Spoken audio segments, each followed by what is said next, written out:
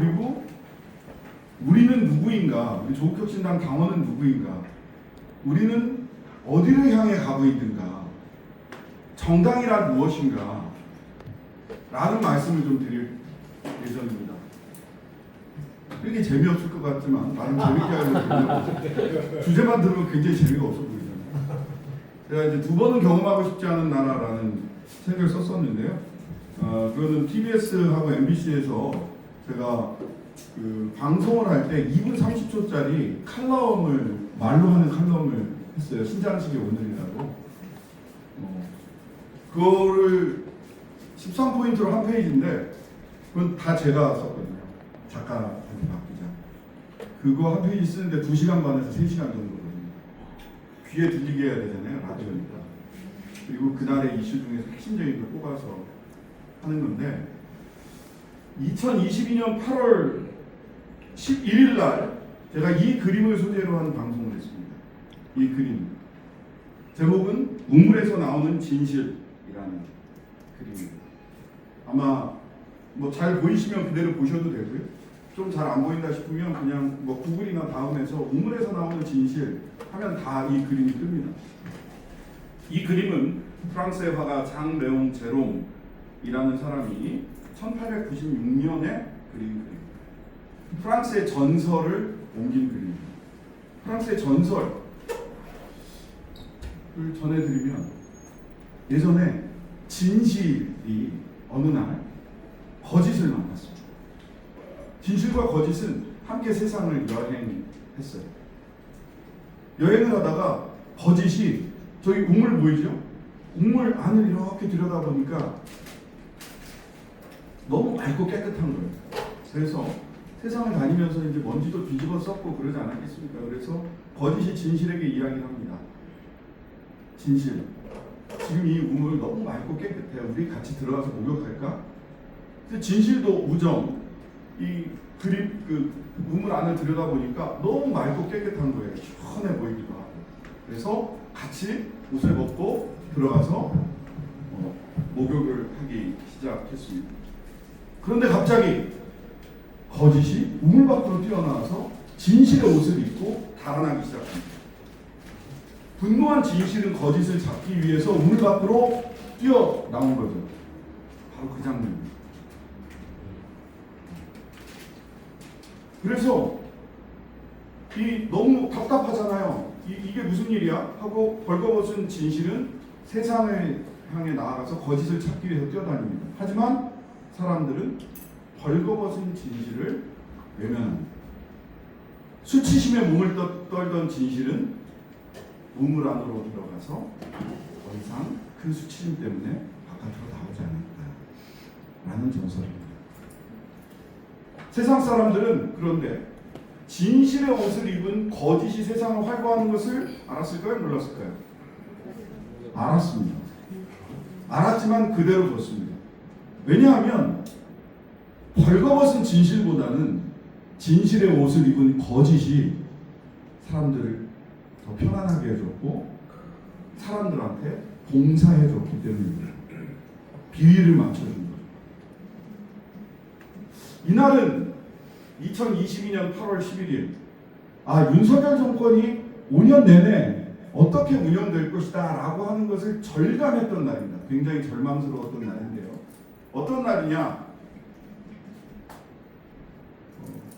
김건희 국민대 박사학위 논문이 표절이다라고 구현상 연세대 교수, 숙명여대 구현상 교수가 내 논문을 표절했다라고 해서 본인의 논문과 김건희의 논문을 한 페이지에 이렇게 올려놓고 밑줄을 그어가면서 토시까지 표절했잖아요 라고 올렸었어요.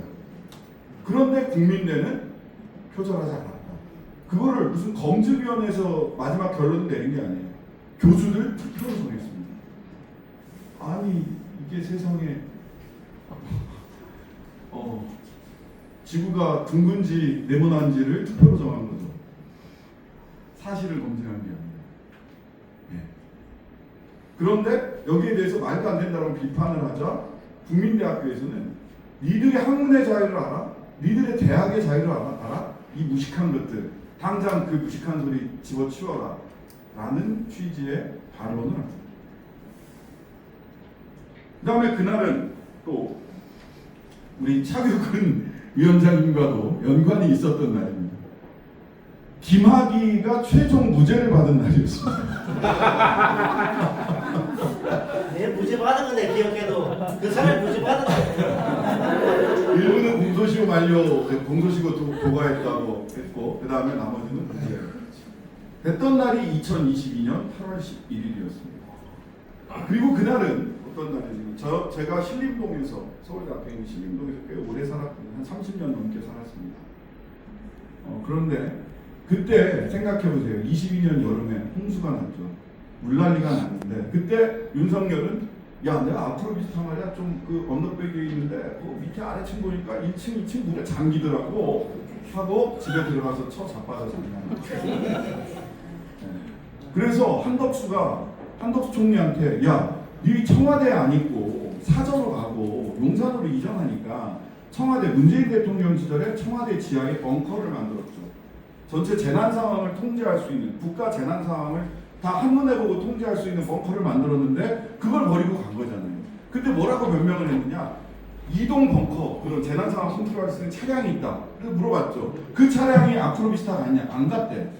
그럼 도대체 대통령은 어떻게 국가 재난 상황을 관리했냐 했더니 한덕수가 뭐라고 얘기를 했냐면 이미 사저에 벙커 수준의 시설이 완비되어 있다라고 해요. 말도 안 되는 얘기잖아요. 말도 안 되는 얘기.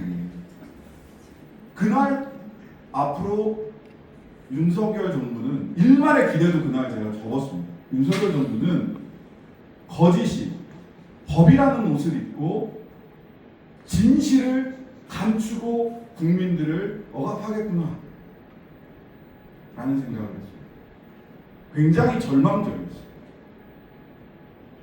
그날 그런 방송을 했는데 제가 몇 달 뒤에 이 그림을 보다가 발견한 게 있습니다.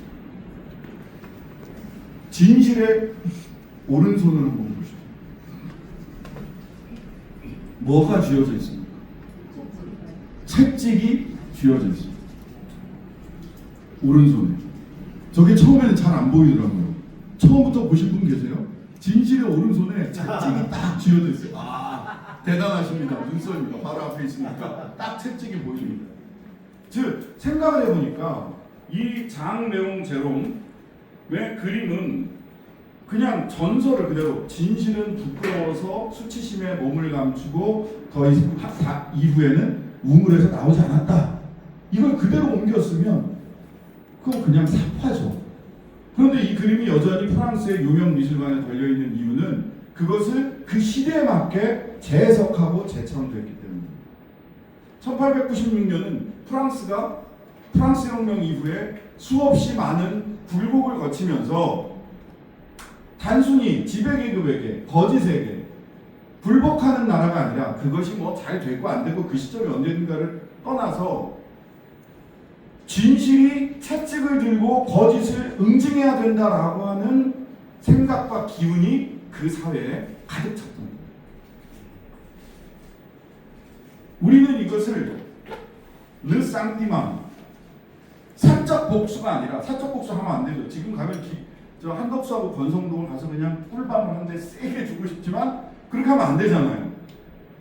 그래서 근대에는 법을 통해서 형법과 형사소송법 등등등의 법을 통해서 공적 복수를 하게 됩니다. 그리고 그것을 응징적 정의라고 합니다. 불어로는 르 쌍띠망이라고 하죠. 조국혁신당은 거기서 출발했습니다.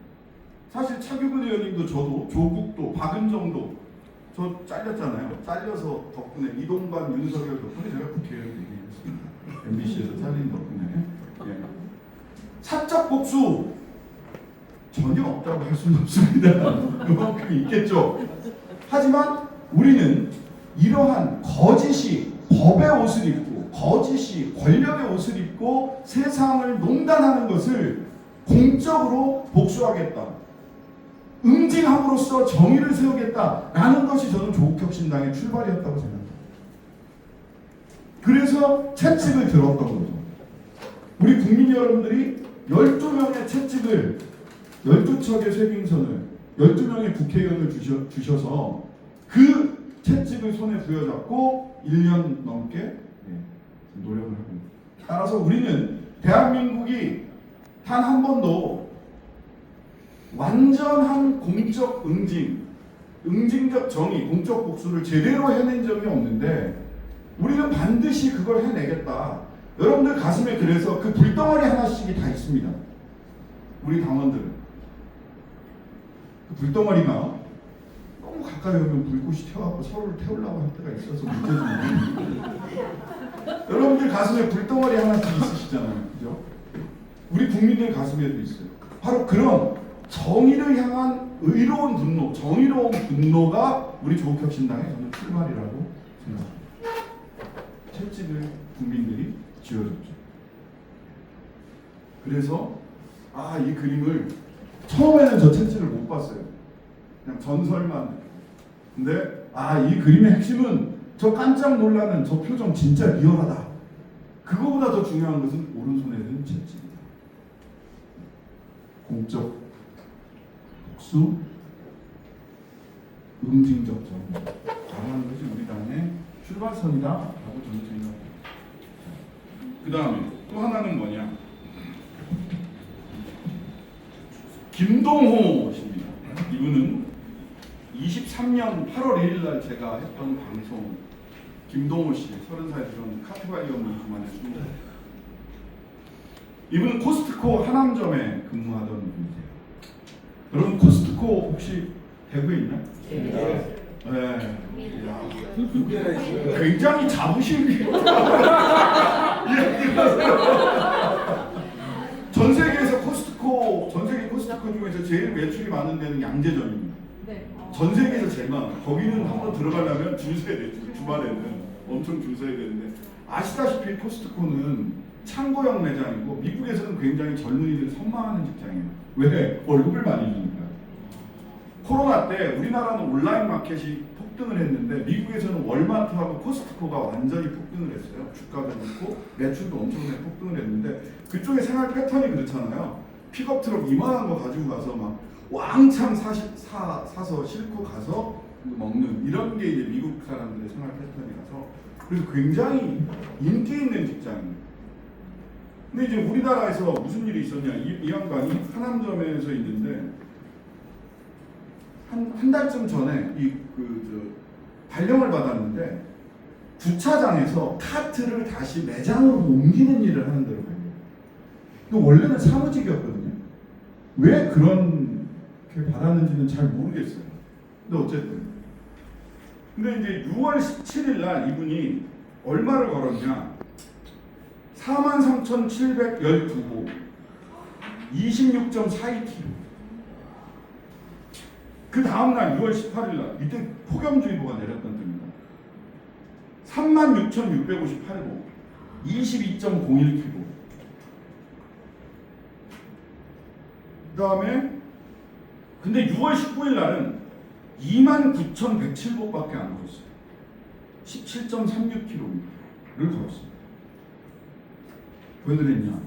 그날 저녁 7시에 돌아가셨어요. 주차장에서. 사인은 온열로 인한 과도한 탈수 증상이 유발한 폐색전증. 굉장히 복잡하지만 이거는 더워서 죽었다는 거예요. 더워서. 근데 이 코스트코 코리아 사장이 빈소에 들어오면서, 자기 이제 경영진들이랑 같이 빈소에 들어오면서, 야, 걔 병 있지? 병 있는데 우리 속이고 우리 회사 입사한 거지? 라는 얘기를 하다가 빈소에 있는 사람들한테 그 얘기가 다 들렸어요.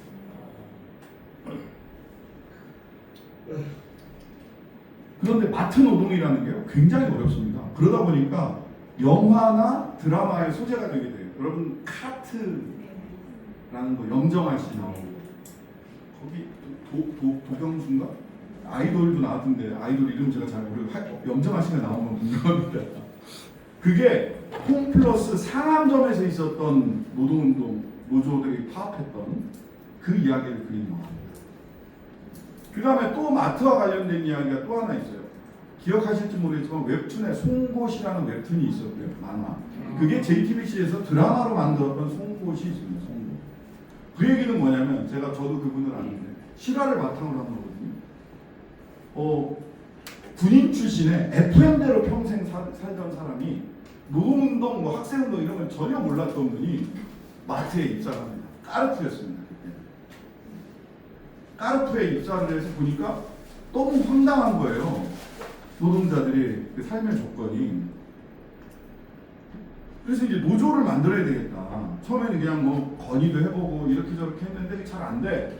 노조를 만들어야 되겠다. 라고 해서 그 까르푸가 금천구에 있는 까르푸였거든요. 그래서 그때 제가 이제 금천구, 구로구, 관악구, 제가 살던 관악구가 다 거기라서 그 까르푸에서 무슨 일이 있었는지 잘 알고, 거기에 보면 구고신이라고 그 송곳이라는 그 드라마에 보면 고구신이라고 상담소장이 나와요. 거기에 구로 노동상담소랑 금천 노동상담소 두 개가 있는데 그 각각의 상담소장님 캐릭터를 합쳐놓은 사람이에요. 두 분 다 아는 분이라잖아요. 근데 이 사람이 아까 그 FM대로 살았던 군 출신, 이분이 그 고구신 소장을 만나서 이렇게 물어봅니다. 아니, 까르푸는 프랑스 자본이란 말이에요.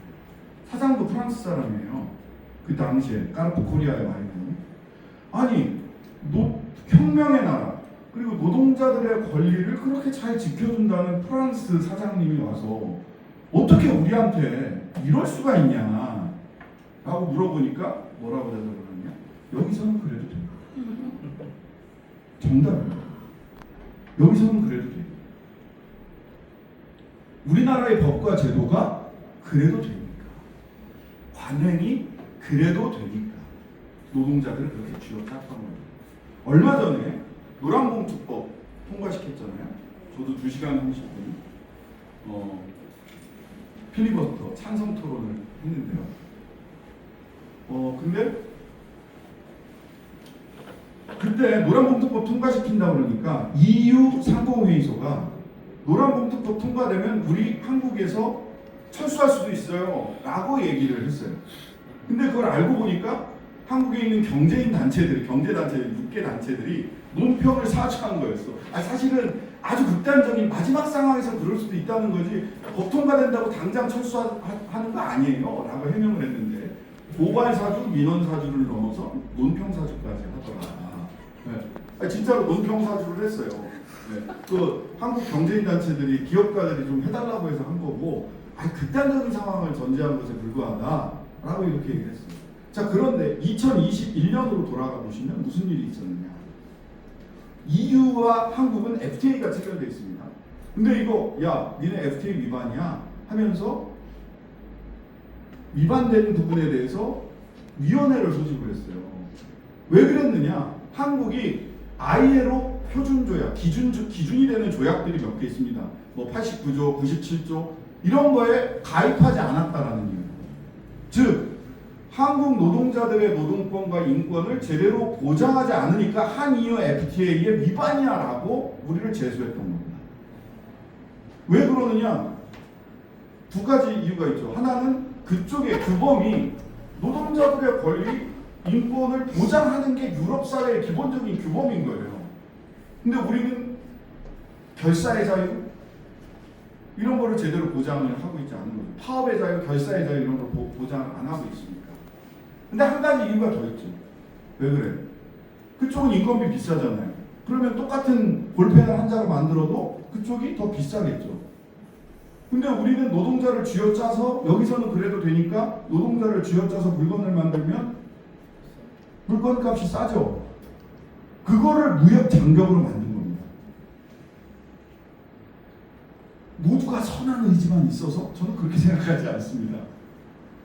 그래서 환경, 기후, 즉 탄소 배출량과 노동자의 권리 보장은 이미 EU에서는 무역 장벽이에요. 그걸 제대로 하지 않으면 관세를 더 매기거나 아예 수입을 금지하겠다라는 것이 EU의 기본적인 정책입니다.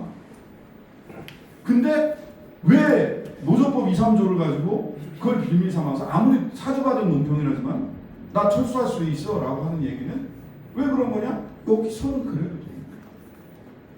저는 이제 우리 사회가 여기서도 그러면 안 돼 라고 이야기할 수 있어야 된다고 생각합니다. 그리고 이유는 철수하지 않습니다.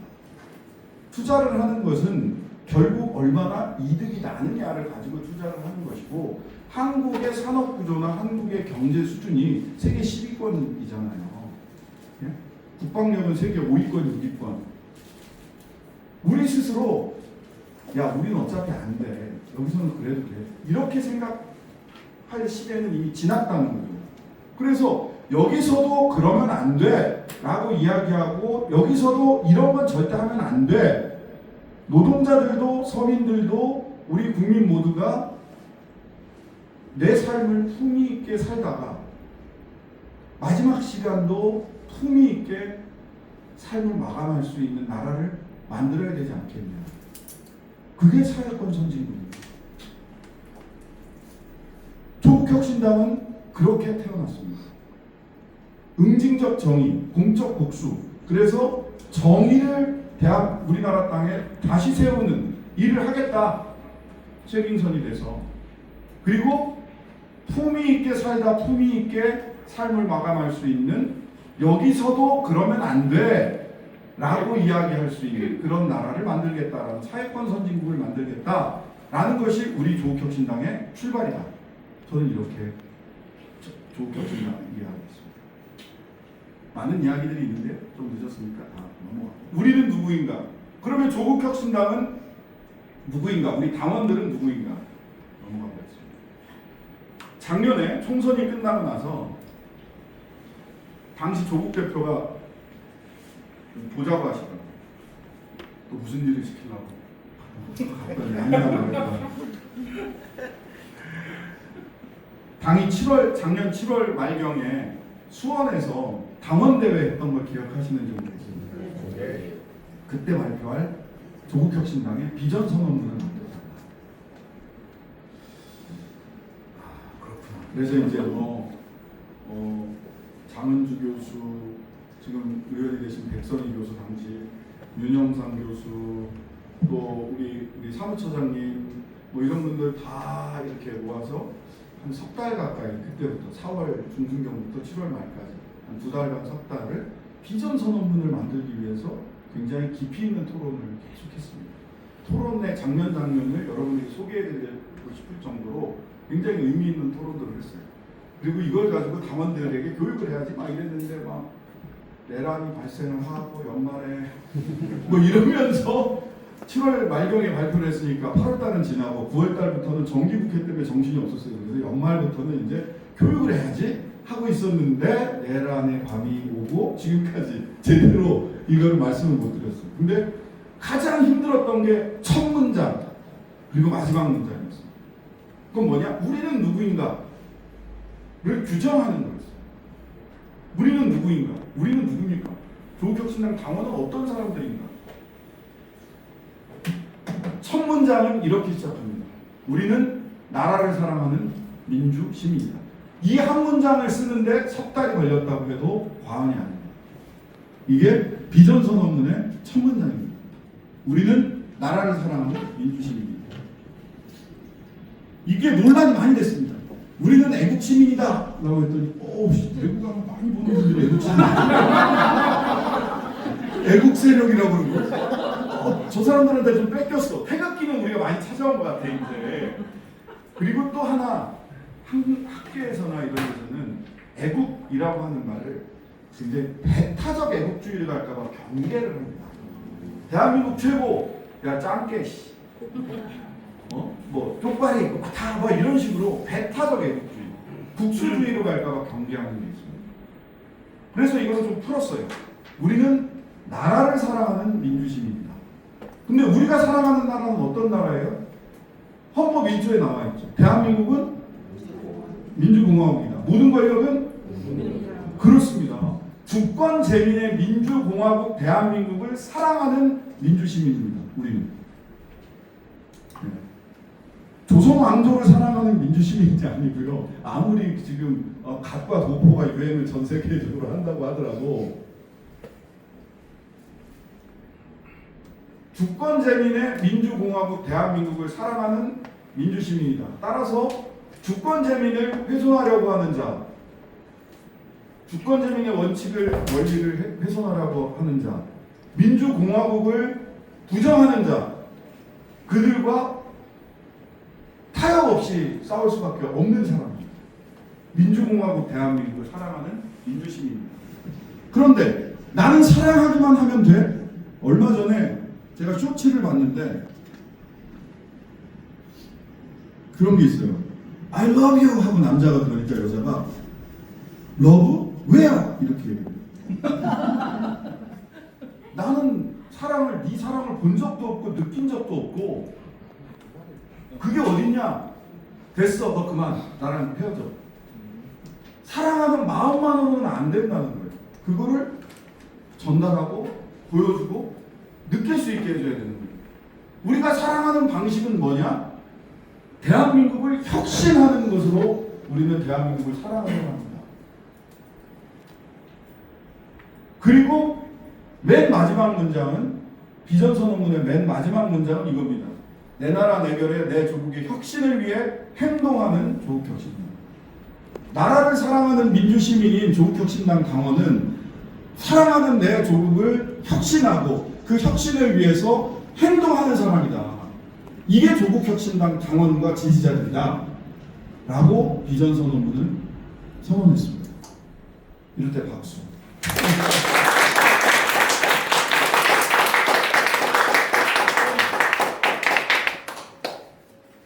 이런 주옥 같은 문장을 우리가 지금 당연히 잘 몰라요. 정말 고생해서 만든. 공기 소중을 잘 모릅니다. 예, 그러니까 나라를 사랑하는 그리고 혁신하고 행동하는 조국혁신당. 내 나라 내 별의 내 조국의 혁신을 위해 행동하는 조국혁신당이다.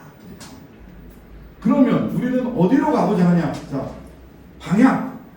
아까 우리가 출발은 응징적 정의를 세우겠다. 사회권 선진국으로 가겠다라고 했는데 그럼 사회권 선진국이라는 건 뭐냐?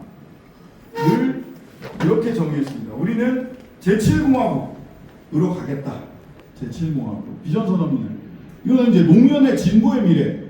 노무현 대통령을 제대로 알려면 우리는 그 전두환에게 명패를 던지던 노무현부터 시작을 해서요. 마지막에 공화에 내려가셔서 썼던 진보의 미래까지를 반드시 알아요. 진보의 미래가 어디를 가리키고 있는가. 그 다음에 노회찬의 사회민주주의 복지국가. 본인은 사회민주주의라고 얘기했거든요. 이게 근데 두 분이 가리키고 있는 곳이 같은 곳이에요. 북유럽 복지국가입니다. 물론 거기에도 한계가 있습니다. 하지만 그 원칙을 지키겠다. 그 방향으로 가겠다. 라는 선언을 두 분이 하셨던 겁니다. 조국 대표님이 쓴, 조국 원장이 쓴 책들을 보면 사회권 선진국이라는 챕터들이 꽤 많이 있습니다. 법고전산 책이 아니라 가불제 민주주의. 여기 사실 중간 이유는 전부 다 사회권 선진국이거든요. 조국 전 대표, 조국 원장을 제가 처음 만나서 영입 제안을 받고 제가 첫 만남에서 사실 개인적으로 친분이 있던 분이 아니에요. 첫 만남에서 제가 물었던 게 당신은 어떤 나라를 이 당은 조국혁신당 그때는 뭐 당명이 정해져 있지는 않았지만 이 당을 만들어서 당신은 어떤 나라를 만들고 싶으시냐 그랬더니 사회권 선진국 이야기를 하더라고요. 나는 제7공화국 북유럽 노회찬의 북유럽 복지국가다. 노무현의 진보의 미래다. 그러면 뭐 똑같은 얘기네. 형을 우리 부모님이 낳은 우리 부모님이 낳은 나보다 나이 많은 남자 이렇게 부르는 것과 형이라고 부르는 것과 어떻게 풀어서 쓰느냐의 문제일 뿐이지 같은 방향을 지향하고 있다. 그런데 사회권 선진국은 뭐냐? 공존의 공화국이다 라고 얘기를 했습니다. 공존은 차별이 없어야 공존이 됩니다. 격차와 차별이 많은 곳에서 공존은 굉장히 어렵습니다. 거의 격차와 차별이 심하고 권력이나 경제나 사람의 삶이 격차와 차별 불평등이 심하면 그런 나라에서 공존할 수 있는 사람들은 전부 다 종교인들 뿐이에요. 종교인들은 다 용서하고 신부님 목사님은 그럴 수 있을지 요즘 목사들은 별로 그런 것 같지도 않거든요. 다운표입니다. 목사 진짜 목사님 말고 전광은 다운표 목사 이런 자들. 그래서 평등 만인이 평등한 나라가 공존의 공화국이고 사회권 선진국입니다. 그다음에 환경 선진국은 상생과 생명의 공화국이죠. 균형 발전 선진국 자치분권 공화국입니다. 평화 선진국 연대와 평화의 공화국입니다. 이 네 공화국을 제7공화국의 가치, 지향 이런 나라를 만들겠다라고 합의하는데도 굉장히 많은 시간이 걸렸습니다. 왜? 뭘 넣고 뭘 뺄 거냐. 제일 논쟁이 많이 됐던 거는 평화 선진국과 관련된 부분이었습니다. 왜냐? 우리의 소원은 뭐였어요? 근데 우리는 통일을 이야기하지 않고 평화를 이야기했습니다. 통일은 어떤 고정된 목표가 아니라 평화가 정착되고 남과 북의 교류가 자유로워졌을 때 도달하는 어떤 상태일 것이다 라는 토론을 굉장히 길게 했습니다. 우리가 작년에 그렇게 얘기를 했더니 우리를 따라한 건 아니지만 김정은도 두국가다. 근데 실은 그건 이미 우리가 91년도에 남과 북이 동시에 유엔 가입을 하면서 국제적으로는 하나의 민족, 두 개의 국가, 두 개의 체제라는 것이 공인되어 있었어요. 우리는 남북 기본 합의서 91년도에 만든 남북 기본 합의서나 여기에 보면 통일을 지향하는 가운데 있는 특수관계라고 되어 있습니다. 우리 특수관계에 있는 겁니다. 사실은 일국가 이체제다라는 얘기를 한 적은 없어요. 우리는 특수관계다라고 이야기를 했는데, 그런데 이 특수관계에서 뭘 우리는 우선적으로 지향을 할 거냐? 평화 정착을 우선 지향하겠다. 한반도가 평화롭고 자유롭게 왕래할 수 있다. 내가 얼마 전에 베를린을 갔다 왔는데 베를린 공영방송, BBC, 그다음에 영국 공영방송을 공부하러 갔다 왔어요. 근데 거기에 되게 재밌는 서독에서 동독으로 청년들이 관광을 하러 갈 수 있게 해줬더라고요. 대신 딱 한 가지 조건이 있습니다. 바꾼 돈 다 쓰고 와. 독일 동독 돈으로 바꿔서 가야 될 거 아니에요. 그 바꾼 돈 다 쓰고 와야 됩니다. 안 그러면 동독에서 서독으로 남아서 다시 올 수가 없어요. 되게 아픈 얘기입니다. 어찌 보면. 근데 그런 방법이든 뭐가 됐든, 그리고 완전히 드러나지는 않았지만 빌리 브란트가 동방정책을 하고 막 그러면서 이런 일을 합니다. 동독에서 정치범을 한 명 감옥에서 내줄 때마다 서독에서 몰래 돈을 줬습니다. 정치범. 그래서 나중에 빌리 브란트가 왜 돈을 주냐, 독일의 간첩 아니냐 이런 얘기도 있었고, 실제로 그의 가장 가까운 비서가 동독 간첩이라고 체포되기도 했었습니다. 그 얘기를 빌리 브란트의 아들의 극작가이자 유명한 독일 배우예요. 그래서 민주주의라는 연극을 만드는데요, 자기가 쓰고 자기가 주연을 하는데 거기에 그런 얘기가 나와요. 그 연극이 4시간이에요. 4시간. 그거 보다가 제가 진짜 이제 단내가 날 줄 알았어요. 4시간짜리 연극이 있어요. 4시간짜리. 여튼 우리는 노무현의 진보의 미래, 그리고 노회찬의 사회민주주의 복지국가 가르치는 북유럽 복지국가로 가고자 한다. 우리가 가고자 하는 길이 있습니다. 자, 그러면 우리는 그래서 시민운동을, 저 제7공화국으로 가기 위해서, 공적 응징을 위해서, 정의로운 응징적 정의를 구현하기 위해서, 또 사회권 선진국, 북유럽 복지국가로 가기 위해서 시민운동을 한 게 아니에요. 책을 쓴 것도 아니에요. 우리는 정당을 만들었습니다. 그럼 정당이란 무엇인가를 알고 가야 된다. 정당이란 무엇인가? 많은 단체들이 있잖아요. 조직들이 있잖아요. 제가 법적으로 이렇게 쭉 봤을 때 뭐 계모임도 있고, 뭐 시민단체도 있고, 뭐 동창회도 있고, 별의별 모임이 다 있잖아요. 뭐 회사도 있고. 대한민국에서 두 번째로 법적 보호가 가장 센 단체, 조직은 어떤 데일까? 두 번째로 노조입니다. 법상으로. 노동상권이 보호하죠. 근데 소위 노사법치주의가라는 이름으로 헌법적 권리가 매우 많이 짓밟히고 있는 게 사실입니다. 그럼 가장 법의 보호를 많이 받는 조직은 어디냐? 정당입니다. 정당은 심지어 헌법재판소에서 해산 결정을 받기 전까지는 해산이 안 돼요. 해산시킬 수가 없어요. 현수막도 정당 이름으로 걸면 2주간은 뗄 수가 없어요. 어떤 정당 진짜 말도 안 되는 정말 점잖은 요즘 점잖지도 않지만 헛소리 X소리를 멍멍소리 막 해놔도 그 2주간은 보호해요. 답답하지만 근데 그만큼 정당을 보호하는 거예요. 왜냐? 왜 정당을 그렇게 보호할까요? 대한민국에서 유일하게 정권, 권력을 잡을 수 있는 집단이 정당이기 때문입니다. 누가 권력 잡을 수 있어요? 없어요. 민주주의가 정착될수록 정당이 정권을 잡는 겁니다. 과거에는 무슨 필리핀이나 이런 데 가면 무슨 그런 거 있잖아요. 쿠데타 해가지고 군부가 권력을 잡았다. 또 무슨 게릴라가 권력을 잡았다. 근데 민주주의가 성숙할수록 정당을 통해서만 권력을 잡을 수가 있어요. 그래서 정당은요 굉장히 근데 무섭습니다. 이렇게 말씀드려서 어떨지 모르겠지만 노조나 시민단체는 알고 보면 굉장히 무책임해도 돼요. 굉장히 원론적인 이야기를 하고 벵가드처럼 우리 사회에 나중에 의미 있는 한 10년 지나니까 그때 얘기했던 게 괜찮았네. 20년 지나니까 그 얘기가 옳았어 라고 평가받아도 돼요. 하지만 정당은 2년에 한 번씩 평가받습니다. 국민의당 보세요. 2016년에 호남 지역에서 2석 빼놓고 국민의당이 다 먹었어요. 30석이 넘는 정당이었습니다. 하지만 지금 안철수는 5,200만 중에 단 한 명 아직도 본인이 대통령감이라고 생각하는 사람은 그 사람 한 명 아닌가? 그렇잖아요. 아직도 본인만 대통령감이야.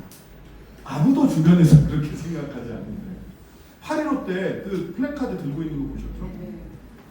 조국 윤미향 사면 어쩌고 저쩌고. 그게 안철수의 정치. 거기에 또 이제 카메오처럼 이준석도 등장을 합니다. 그 사진 보셨어요? 이준석 앞자리에 있었거든요. 그거를 또 이렇게 사진을 찍고 있습니다. 그 안철수도 조롱하고 조국도 조롱해야지. 그 친구가 하는 정치가 그런 식인 거죠. 손모가지 잘라요. 이러고 있어요. 이러고 돌아가서 8.15 행사장에서. 정당은 유일하게 권력을 잡을 수 있는 조직입니다. 그러면 정당은 우리가 정당이나 조국혁신당은 뭘 해야 돼? 권력을 잡을 준비를 해야 되는 거예요.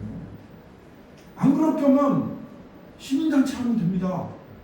그냥 입 바른 소리만 해도 돼요. 얼마나 편해.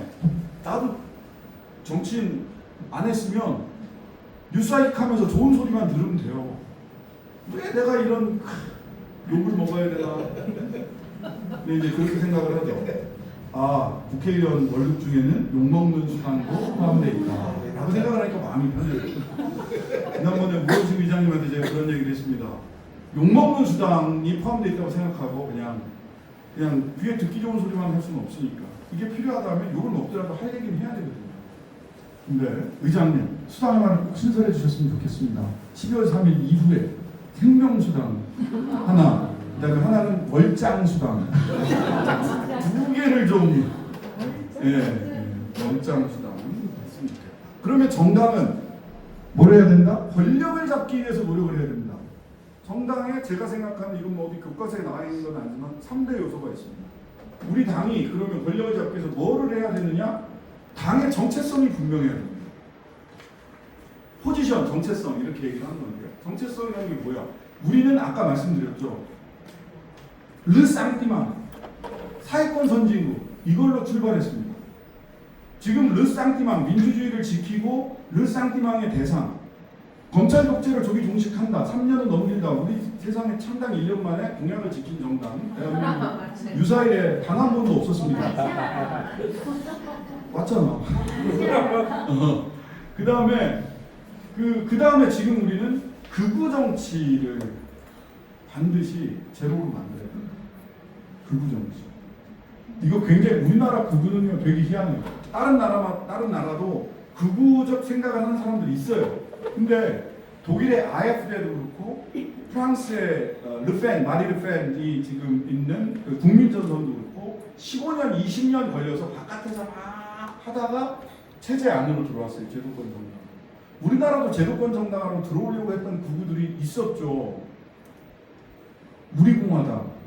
요즘에 많이 없어요. 네. 왜냐하면 정광훈한테 너무 밀렸어. 정광훈당도 있잖아요. 기독당. 무슨 기독당에서 매번 해서 거의 2.9%까지 돼. 3%면 한 석이 두세 석이 나오는데 2.9%까지 나왔었대니까.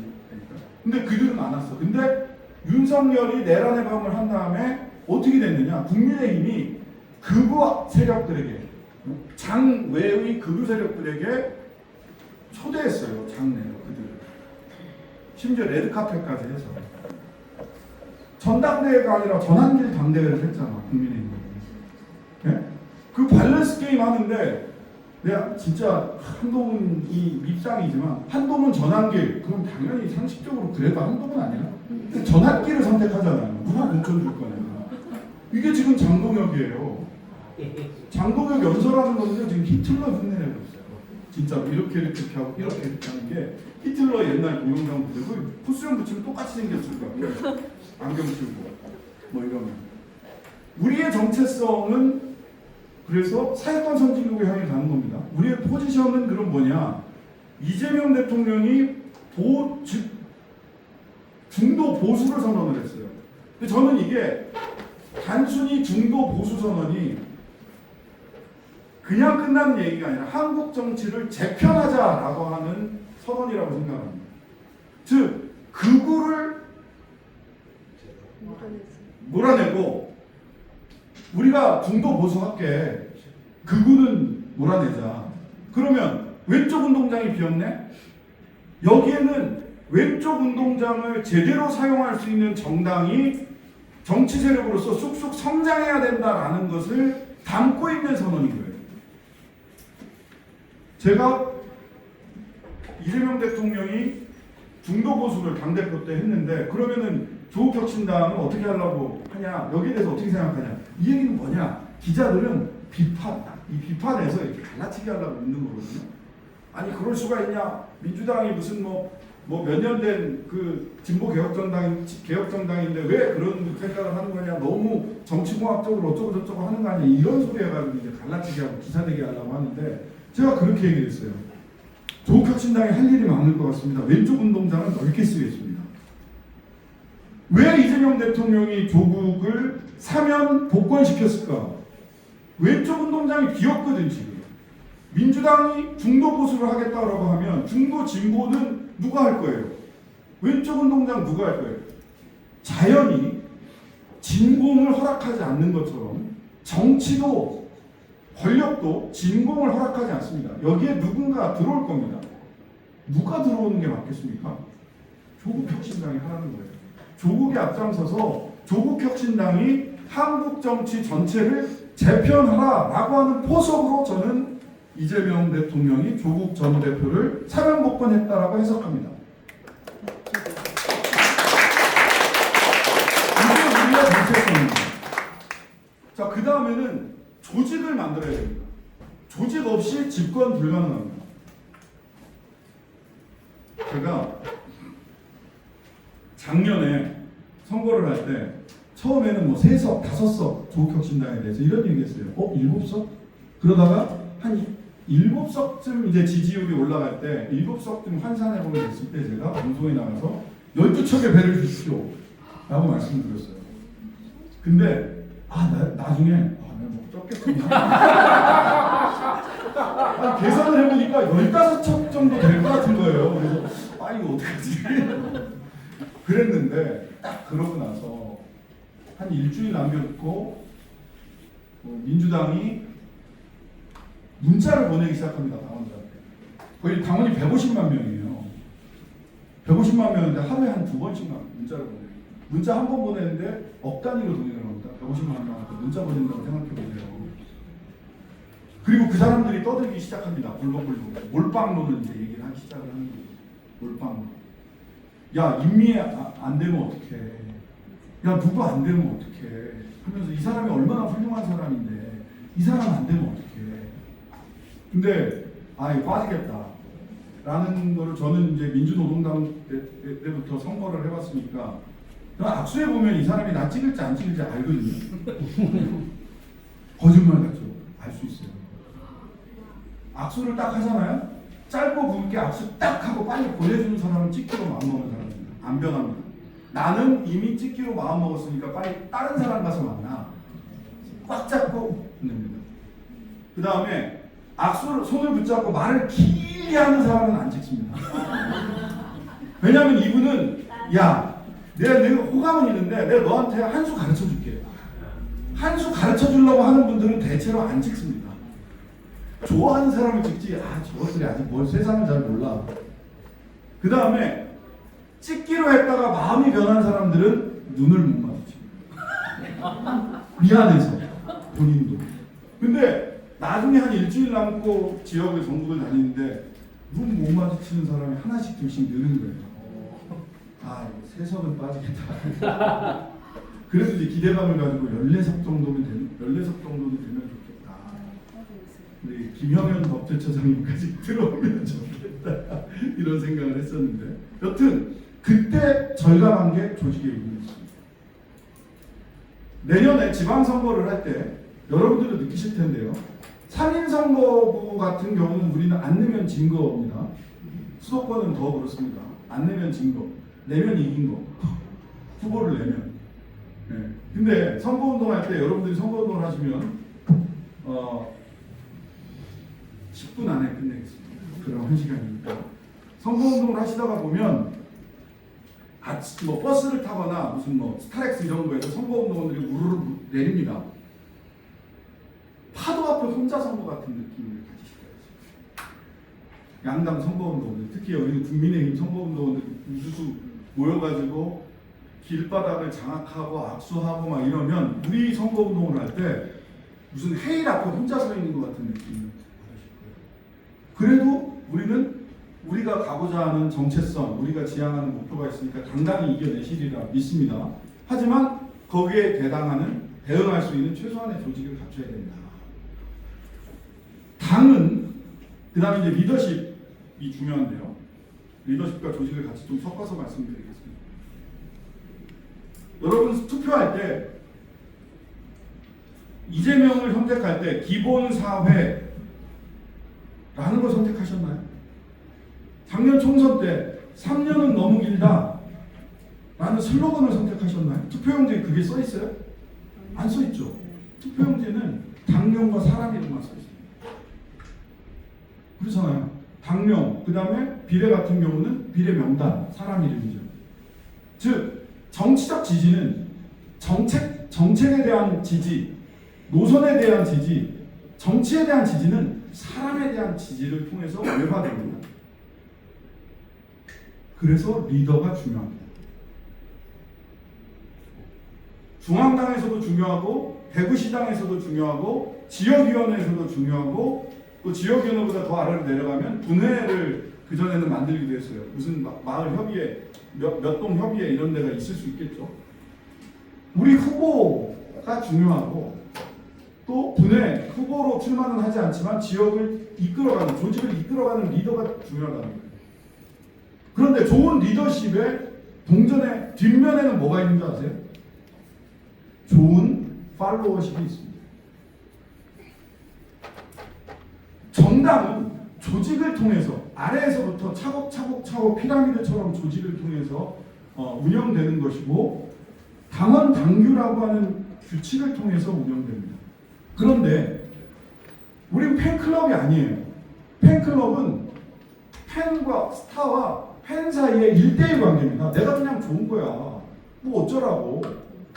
근데 우리는 팬클럽이 아니죠. 우리는 정당의 리더와 조직으로 이루어진 정당이에요. 정체성을 가진.